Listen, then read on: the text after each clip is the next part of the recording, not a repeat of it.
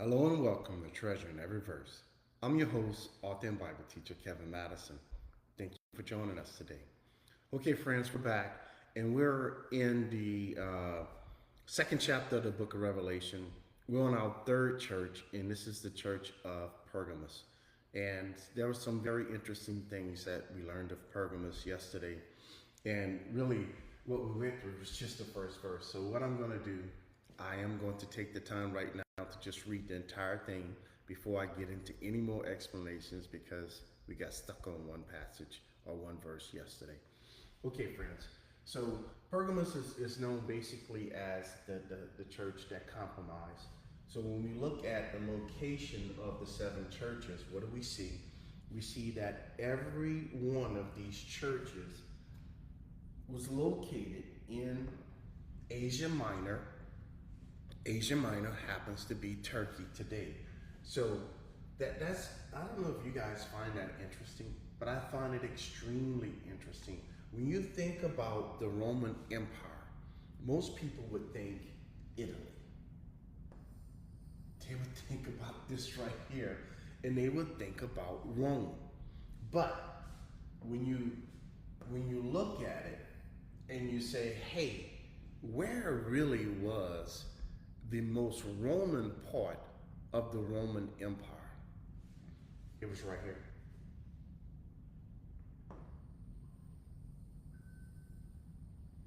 Of course, they included all of Italy, but all of this right here. Rome really wanted to control the Mediterranean and the Aegean Sea. That's what they controlled. And they did that on purpose, friends. Were they looking to get into the interior of all these lands? Not necessarily. No, they wanted to control trade. Think about how people ate back in those days. Folks, there were no grocery stores. There was no truck moving food from place to place. All right? How did they trade? They trade by this, right here, and by the rivers.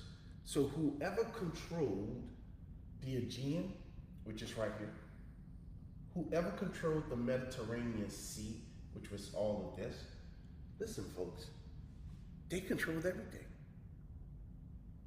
They had the power to control trade. If you can control food and commerce, friend, you control the people.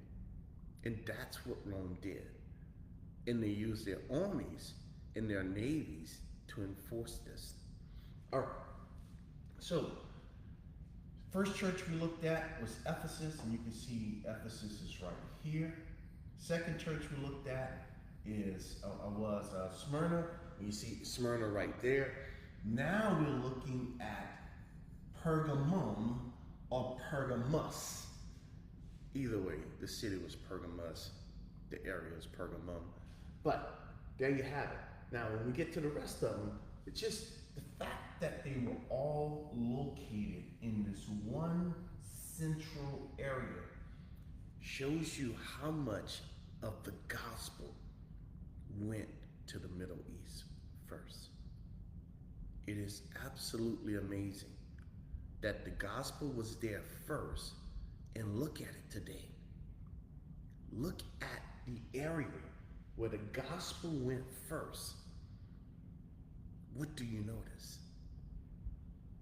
Everywhere where the gospel traveled, it always starts off small and then grows really large and rapidly. And then over time, it dissipates. False religion starts to take over, and the area, because of the rejection of Christ, becomes dark. Friend, when you reject light, all you have left is darkness. All right, so I just wanted to show you where the churches were again to put your remembrance. Now, let's go look at it, what the actual verse says. And to the angel, pastor of the church in Pergamos, write. These things says he, the he here is Jesus, who has the sharp two-edged sword. I know your works and where you dwell, where Satan's throne is. And you hold fast to my name, and did not deny my faith, even in the days in which Antipas was my faithful martyr, who was killed among you, where Satan dwells. But I have a few things against you, because you have there, where? In the church. Look, you say in Pergamos? No, that's not what he said. He said the church was in Pergamos. The you he's talking to is the body of believers. So what is he saying? Hey, body of believers, you have a problem. What's the problem? You have people. You have those. You remember when we went to Romans 8 yesterday? Let's just quickly, watch. Let's go do this, because this is everywhere in the book, friends. Notice he says, you have those. Two separate groups of people. When we were in Romans 8 yesterday, we noticed something else. Come on, don't do that to me. The board is acting up. Let's see. What's going on? Oh, I see. Come on, go and connect.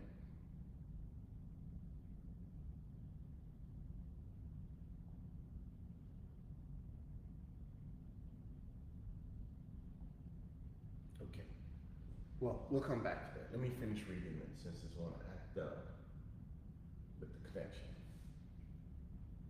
All right. However, let's read that again. And you hold fast. Now, watch the focus.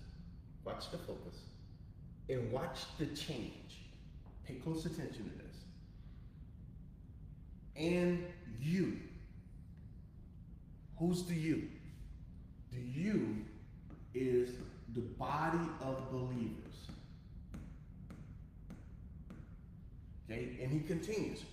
You hold fast my name and did not deny, watch this, my faith.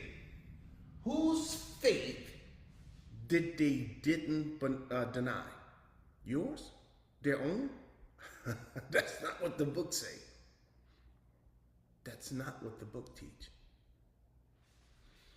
Even in the days in which Antipas was my faithful martyr, who was killed among you. Who? The believers.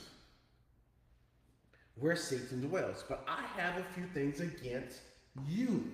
You, yeah, the same group of yous that he said, because you have their those. Totally different group of people. The you are believers. The those are unbelievers.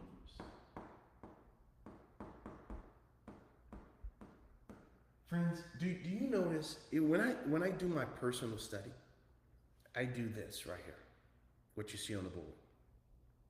Why? I'm a visual learner. That's why. It helps me when I go back and look back over the passage. Even when I use I use both an electronic copy because it helps me search for stuff faster. But I also have my book, my hard copy, the Bible.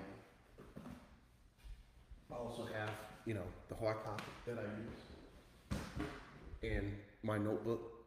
So really I'm writing it 3 times, but that's okay with me. I do this. I draw lines in my Bible, yes. I highlight in the Bible. I write in the Bible. It's okay. And if you don't like writing in yours and highlighting in yours, that's okay too. Anyhow, I do this because I want to make sure that I'm getting it right. So when God points to a separate group, I need to understand for my personal self that he's making a distinction between the two. And for your sake to understand what God is saying, you need to make those distinctions too.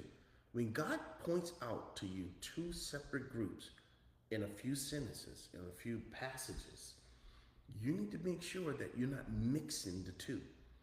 That you don't say that those right here are born again believers, because they're not. If you make that mistake, you're gonna miss the entire message given to this church. These people right here are not members of the body of Christ. They belong to a different kingdom. They worship a different God. Now watch. What do? They hold, they set themselves. Look at what they're doing. Let's see if our Lord is going to cooperate with us. Okay, set themselves, they hold. Let's see if we can get back to Romans 8.